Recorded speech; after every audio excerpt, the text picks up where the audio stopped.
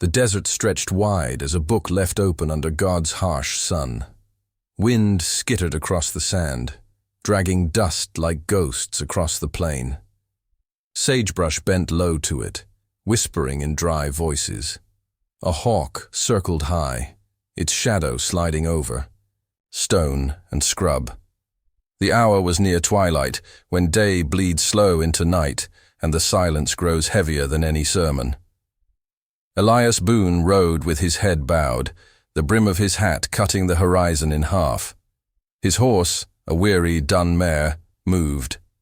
At the pace of old bones, steady, resigned, the hooves grinding gravel with each tired step.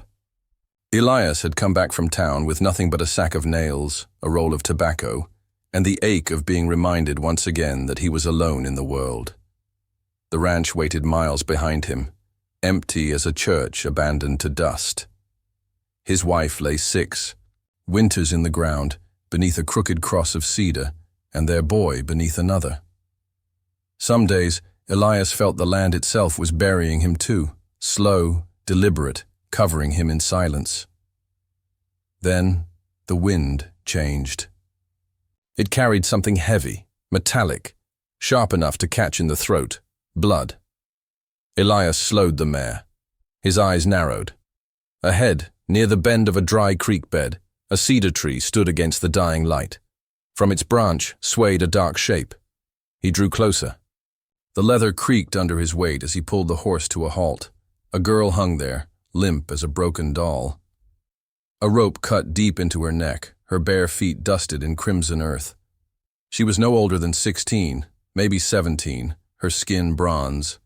Beneath bruises, her long black hair tangled with dirt. Above her head, nailed into the cedar with 2 crooked spikes, was a wooden sign scrawled in crude paint. "White man don't forgive." The words bled in the twilight, ugly and final. Elias felt the air collapse around him, as though the whole desert held its breath. His hand went to his chest where his heart had once beat strong, but now only stumbled, weak and stubborn. He dismounted, slow. Each step toward her felt like wading into fire. The hawk above screamed once, circling lower, her head lolled, lips cracked, dry. He thought she was gone until he laid his hand against her wrist. A faint tremor answered, a pulse like a trapped bird fluttering against his palm. Her chest moved, ragged, breath rattling like dry leaves in autumn wind. She lived. Elias stared.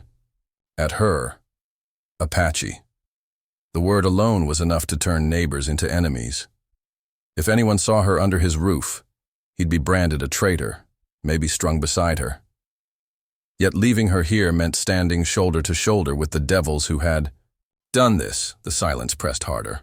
His jaw clenched. With a grunt, he pulled his knife free, cut the rope. Her body fell heavy against him, warm still, fragile as if carved from glass. He staggered under her weight, then gathered her up in both arms, cradling her like something sacred and condemned at once. Her eyelids fluttered, but she did not wake. Blood streaked the corner of her mouth, dried black. Elias looked at the sign once more. The paint was sloppy, letters jagged, but the hate behind them clear as daylight. His eyes lingered on it, and for a moment he imagined his boy hanging there. Instead, his small feet, his face gone slack in death. The knife in his hand trembled. He forced himself to breathe, slow and steady, the way he had on the battlefield years ago. His voice, low and hoarse, broke the silence at last, though no ear but God's could hear. Not this way, not here. He carried her to the mare. The animal shifted uneasily, nostrils flaring at the scent of blood. Elias lifted the girl, laid her sideways across the saddle, her arms dangling limp. He mounted behind, pulling her against his chest, her head resting where once his sons had, when the boy was small enough to ride with him. The desert groaned as the storm brewed far to the west. Thunder rolled, faint and distant, promising rain or ruin. Elias turned the mare toward the horizon, away from the cedar, away from the cruelty nailed into its trunk. Dust rose behind them in a long, lonely trail. The girl's breath rasped against his shirt, stubborn and faint, clinging to life like a flame in the wind. Elias kept his eyes on the dark line of the storm ahead, knowing already that his choice had lit a fuse he could never put out. The hawk circled once more, then vanished into the dusk, and the rancher rode on, burdened with a life that was not his own, both of them fugitives already marked by fire. The ranch stood against the night like a tired sentinel. Its walls leaned with age, boards grey from sun and storm, the roof patched with tin that rattled when the wind pressed its weight upon it. The corral was empty, gates sagging low, and the fences moaned with every gust, as though the land itself remembered better days. Elias pushed the door open with his shoulder, carrying the girl in his arms. The hinges cried out like some old widow, then swallowed them into silence. Inside, the air smelled of dry earth, ash, and loneliness. He laid her down near the hearth, where embers still glowed from the fire he had left that morning. Her body was light, too light, bones wrapped in skin. He covered her with a wool blanket, patched and worn but warm, then crouched by the hearth, coaxing the coals until flame licked the wood once more. The firelight touched her face. Bruises bloomed along her jaw, and rope burns ringed her neck like a cruel necklace. For a long moment, Elias sat back on his heels, his hat shadowing his eyes. He had seen men broken by war, by hunger, by whiskey. But this was different. She was a child standing at the edge of life, holding on with nothing but will. Then her eyes snapped open, a scream tore from her throat, raw and wild. She scrambled up, clawing at him with jagged nails, pushing back into the wall as if the timber itself could swallow her whole. Words in Apache spilled from her tongue, fast, sharp, a storm of fear. Elias froze, hands open at his sides. He let her rage crash against the silence between them, let it spend itself. His voice did not rise. He said nothing. When at last her strength broke, she slid down the wall, chest heaving, tears cutting paths through the dirt on her cheeks. Her eyes, dark, burning, fixed on him as though waiting for a blow. Instead, Elias moved slow, deliberate, like a man gentling a spooked horse. He fetched the water pail, poured into a tin cup, and set it near her. Then bread, coarse but filling, laid on a plate. And the blanket, pulled tighter around her shoulders though she resisted. He did not touch her again. Her hands shook where they gripped the blanket's edge. She did not drink. She did not eat. Her gaze followed him, unblinking, watching each movement as though it might be her last. Elias turned from her, tending the fire. The crackle filled the room, and for an instant he saw another figure by that hearth. His wife, Anna, hair tucked back, humming low as she stirred a pot of beans. He remembered the way her song had filled the house, gentle, sure. Now the fire only lit the hollow in his chest where that sound once lived. Hours passed in silence. Elias sat in the rocker near the window. The rifle leaned against the wall. The girl did not move except to flinch at each creak of the house. The wind whistled through the shutters, carrying coyotes' laughter across the plain. At last, hunger betrayed her. Her hand crept forward, trembling, reaching for the cup. She lifted it to her lips, water spilling down her chin as though her body could not remember how to drink. A sound escaped her, half sob, half gasp. A single tear traced down her cheek, catching in the firelight. Her voice came broken, hesitant, shaped in the foreign edge of English. Why? The word was fragile as glass, yet it cut through the silence like a blade. Elias looked at her. He held her gaze a long time, the weight of years pressing behind his eyes. Then he spoke, voice low, gravel thick in his throat. because I've buried enough." The words hung heavy in the room. She stared at him, searching his face as though for the lie. None came. Only the crackle of flame and the mournful moan of wind through broken boards. Her body loosened, just a fraction. She drew the blanket closer, eyes lowering. Exhaustion dragged her back into darkness, and soon her breaths deepened, slow, uneven, but steady. Elias did not move from the rocker. He kept his gaze on the window, watching the plains where shadows stretched long and endless.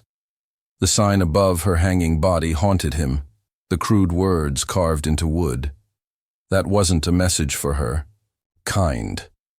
It was a warning to men like him, and he knew, as sure as the desert knows drought, that men would come. The fire crackled, the girl slept, and Elias Boone sat in the silence of a house built on ashes, waiting for the storm that always follows. A choice like his. Days stretched thin across the desert like leather left too long in the sun. The girl's body healed by inches, each dawn adding a little more color to her cheeks, each night leaving less of death's shadow on her face. Elias learned her name one evening when she whispered it into the silence, almost as if confessing. To the fire. Nayeli. He repeated it once, his voice heavy on the syllables, foreign on his tongue. She said nothing more, only looked at him with eyes that held both fury and mourning. She began to walk again, unsteady at first, clutching. The walls as though they might collapse beneath her. Each step was defiance, yet though her body mended, her gaze was a blade. Every glance carried accusation, not only at Elias but at all the skin he wore. She hated the color of him, the history written into his scars, the flag his silence had once served. Elias felt it. Each look sliced at his own chest. He resented her anger, though he understood it.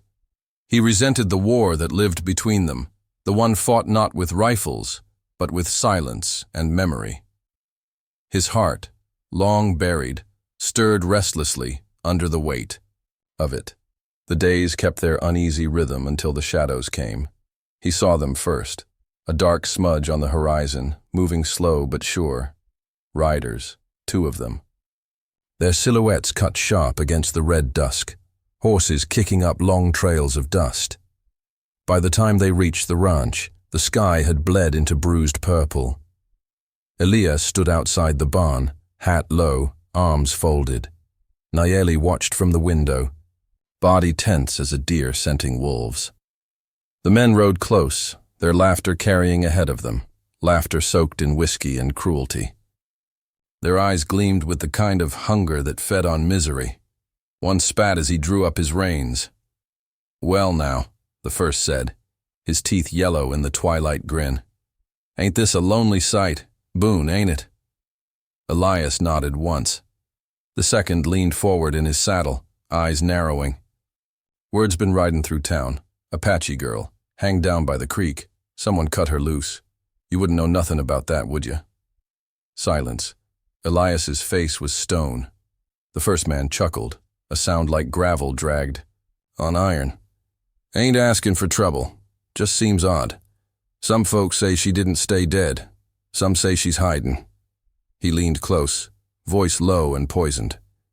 "You seen any red vermin around here?" Elias's jaw tightened. No. The lie sat heavy, unblinking. The men traded a glance. One smirked, the other spit into the dust. "Well," said the first, tugging his reins, "reckon we'll be keepin'. Watch. Never know when vermin might crawl out of the walls." His laughter broke the air again, mean and certain. They circled the ranch slow, like wolves scenting the edge of a campfire, then rode off into the night. But the dust they left behind stank of promise. They would return. Inside, Nayeli pressed her back to the wall, breath ragged. Her eyes burned when Elias stepped through the door. "They know," she whispered, her English broken but sharp. "They will kill you. They will kill me." Elias hung his hat on the peg, saying nothing. Her voice rose, trembling, words spilling out in fragments. My family, slaughtered. My body hung for crows. It was a warning. More will come. I cannot stay. You will die for me. Her eyes glistened, not with weakness, but with the fury of a bird whose wings had been burned yet still fought to fly. Elias looked at her and felt the old fire stir inside, the one he had buried with his wife, with his boy. For a long time he said nothing. He only sat, sharpening his knife, the rasp of steel on stone filling the silence. His eyes never left, the flame dancing in the hearth. Before dawn, Elias moved with quiet purpose. He slid cartridges into his rifle, checked the revolver on his hip. Each click echoed like a nail driven into wood.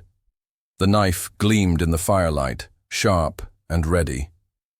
This was no coward's ritual. His silence was not surrender, it was decision. Outside, the sky was just beginning to pale, the first coyote call fading into the hills. Nayeli stood in the doorway, blanket drawn tight, her face pale but fierce. She saw the steel in his hands, the weight in his eyes, and she understood. Elias Boone was not running. The sun cracked the horizon like an egg-spilling yolk across the sky, bleeding orange over the desert. The ranch crouched in its silence, waiting, as though it too knew trouble was riding with the dawn. Elias sat at the table, rifle across his knees, the blade of his knife catching the first light through the window. His jaw worked slow, grinding tobacco, but his eyes never moved from the door. The air was tight, thick, as if every nail and board of the house held its breath. Nayeli crouched near the hearth, blanket around her shoulders, wide eyes fixed on him. She did not speak. She didn't need to. The weight between them said enough. This day would not pass in peace. The sound came at last. Hoofbeats, steady and bold. Laughter rode with it, the laughter of men who had never been told no. Two figures broke the horizon, sun glinting on metal. Guns hung easy at their sides, like tools they knew too well. They rode straight into Elias's yard, horses foaming at the bit. One spat tobacco into the dust, grinning as he swung down. The other stayed mounted, eyes raking over the house like a wolf measuring fence posts. Boone, the first one called, voice sharp as a crow's caw. We come knockin'. They didn't wait for an answer. Boots crunched on dry earth as they strode up the porch. One kicked over a bucket, water sloshing across the boards. He spat again, brown spit soaking the wood. You're hiding her, he said flat, no grin now. Word is she's breathing still. Can't have that. Vermin don't belong above ground. The other laughed from the saddle. Best way's fire. Burn the nest clean. Nayeli's fingers clutched the blanket tighter, her breath shallow. Elias rose slow from his chair, rifle in his hands, shoulders square. His silence held them for a moment. Thick, heavy, like storm, clouds before the strike. The hunter on the porch stepped inside, uninvited, his boots stomping across Elias's floorboards. His eyes slid toward the hearth, where the blanket lay folded from the night before. He reached down, picked it up between his fingers, sniffed the fabric. He smirked. Smells like vermin. The word tore something loose inside Elias. His voice came low, hard, cutting through the air like steel drawn across stone. She stays. The hunter froze, the grin wiped clean. For a heartbeat, no one breathed. Then the silence split like lightning. Gunfire. The first shot shattered glass, spraying shards across the room. Wood splintered, dust exploding from the walls. Nayeli dove to the floor with a cry, covering her head. Elias moved like a man possessed, rifle bucking against his shoulder, each shot thunder in the small house. The hunter at the hearth dropped hard, blood blooming across his chest, eyes wide in shock. He clawed once at the floor, then stilled, his face pressed into the dirt-stained boards. The second man roared outside, his revolver spitting fire through the window. Bullets chewed the wood, tearing through the chair, ripping holes into the walls. Elias shifted, shielding Nayeli with his body, firing back through the frame. The smell of smoke and gunpowder filled the air, choking, acrid. A horse screamed outside. The bounty hunter cursed, firing blind as he scrambled for cover. Elias pressed forward, shoulders low, moving with the grim certainty of a man who'd fought before and lived when others didn't. Another shot cracked the dawn.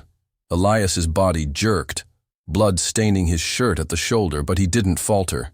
He returned fire, the rifle booming, echoing across the plains. Through the smoke, Elias saw the man stumble, clutching his side. But instead of falling, he scrambled into the saddle, spitting venom across the yard. "You're dead, Boone!" he bellowed, his voice breaking with pain and rage. "Dead and buried, both of you!" The horse kicked up dust, carrying him away, his curses trailing like smoke into the morning. The silence after was deafening. Only the crackle of the fire remained, and the ringing in Elias's ears. The floorboards were slick with blood. One man sprawled lifeless, his eyes open to nothing. Elias lowered the rifle, breath ragged. His hand pressed against the wound at his shoulder, blood leaking between his fingers. He turned, and Nayeli was there, pressed against the wall, eyes wide, tears cutting through the dust on her face. She had seen death before, but not like this. This man, standing tall, bleeding, shielding her with his body. Her lips trembled, but no sound came. Elias leaned heavy against the table, his voice gravel and fire, spoken through clenched teeth. "This ain't your grave, girl. Not yet." The fire snapped. The wind howled low through the cracks. And the ranch, scarred and bleeding, braced itself for the vengeance promised at sunrise. The ranch no longer held the shape of safety. Its walls reeked of gunpowder and blood, and the silence between them carried the echo of men who would surely come again. At first light, Elias saddled the mare, lashed provisions tight, and led Nayeli from the house without a word. They took the back trails, paths known only to coyotes and men who had spent their lives avoiding notice. The land opened in waves, of dust and rock, stretching to mountains that rose jagged in the distance like broken teeth. The journey bit at them with every mile. The sun beat down merciless, skin cracked beneath it.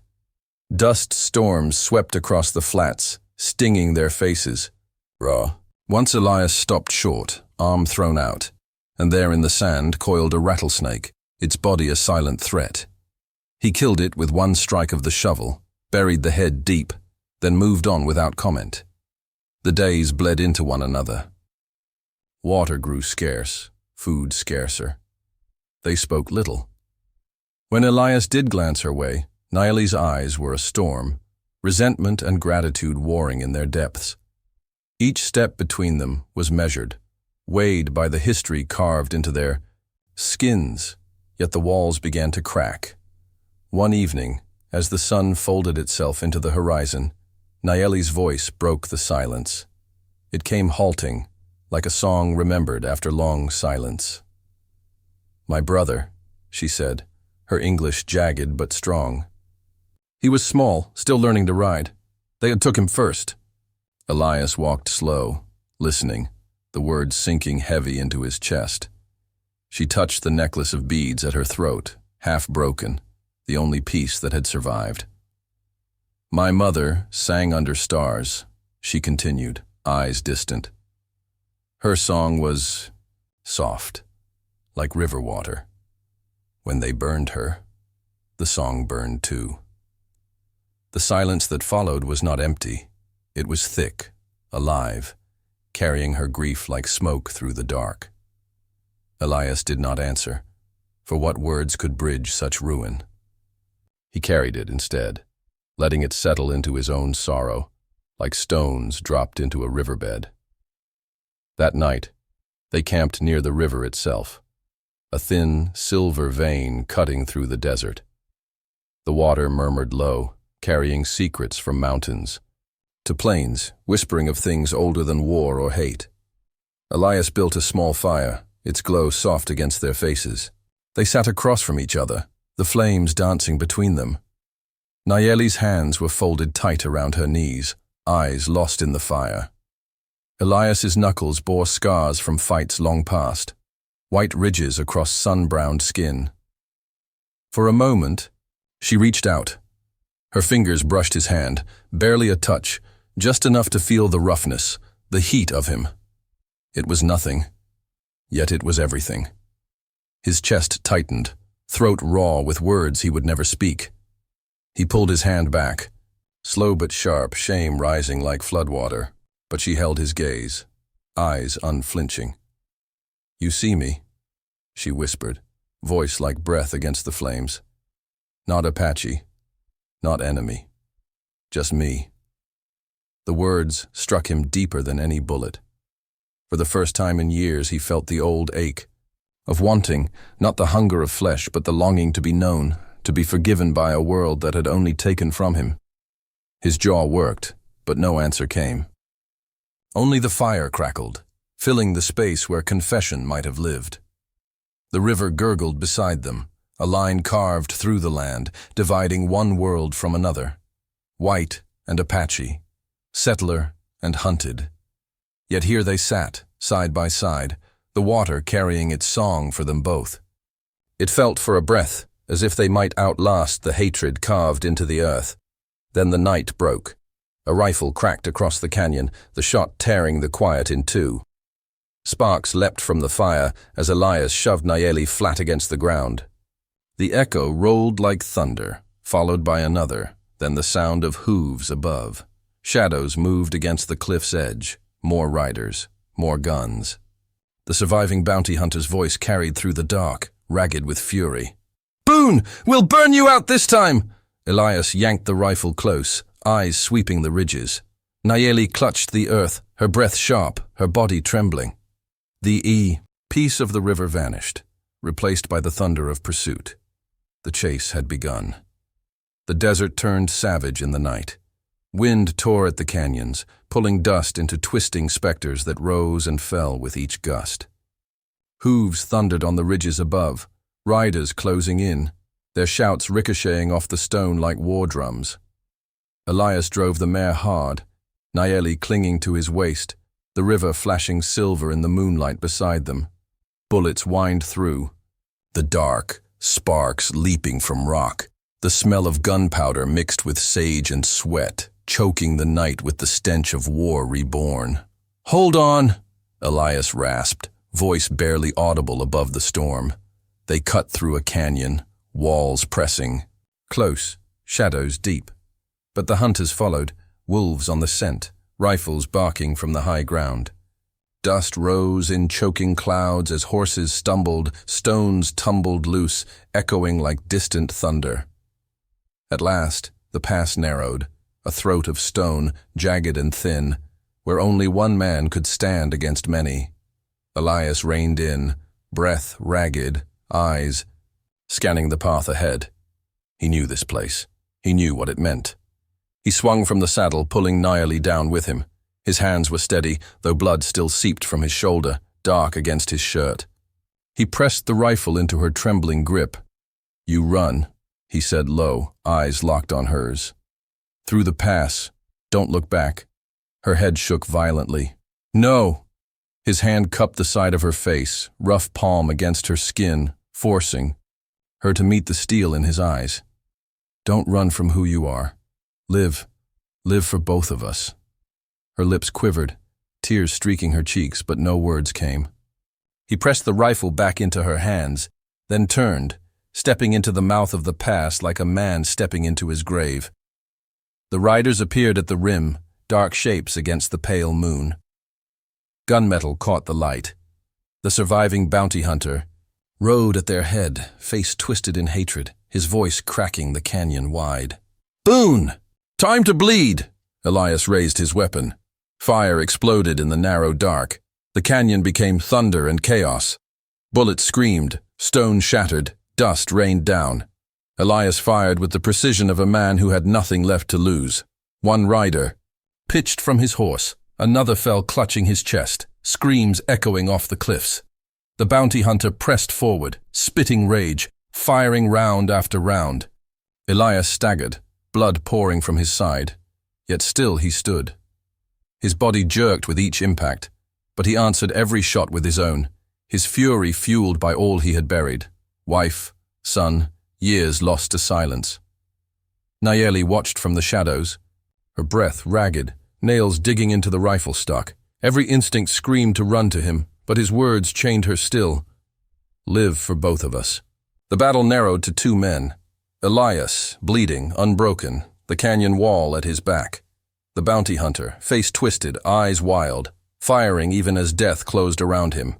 Their last shots cracked almost together. The hunter reeled, throat blooming, red, collapsing into the dust. Elias stumbled back, rifle clattering from his hand. His knees hit the earth. The wind howled low, carrying the silence that followed. Nayeli rushed to him, falling beside his body. His chest rose in shallow, stuttering breaths, blood pooling beneath him, the dust drinking it greedily. His eyes found hers, clouded, fading, yet fierce with fire even as the light dimmed. "Not your grave," he whispered, voice frayed to threads. His hand brushed hers, a final touch, then slipped away. Not yet. The last breath left him, like wind leaving a storm. Nayeli clutched him, her cries swallowed by the canyon's vast silence. Around them, the earth lay littered with the bodies of men who had hunted them, but all she saw was the one who had stood between her and the grave. She buried him at dawn, beneath a lone oak tree at the edge of the canyon, an oak that clung stubbornly to life where none should grow. She carved his name into the bark with his own knife, Elias Boone.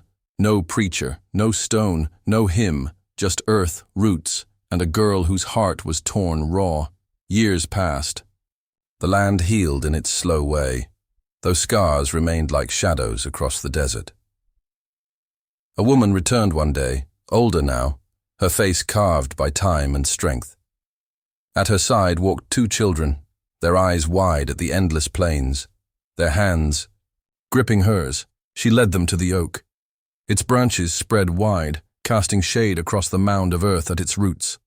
She knelt, her fingers tracing the name in the bark, her lips moving in prayer too soft for the wind to steal. Her children stood quiet, sensing the weight of this place. She told them of the man who had saved her, the man who had stood against hate when the world demanded silence. She told them of a rancher who lost everything, yet chose to protect instead of destroy. Her eyes glistened as she looked up at the branches swaying gently above. Once, this place had been death, a tree that bore her body like a trophy of cruelty. Now it stood as a monument, not to her pain, but to his sacrifice. She whispered to the wind, voice trembling but strong. He was more than white, more than man. He was my freedom. The breeze carried her words, weaving them into the dust, the leaves, the river beyond. And somewhere in that eternal silence, it seemed the land itself bowed its head, honoring the legacy of dust, fire, and love that had bound them together.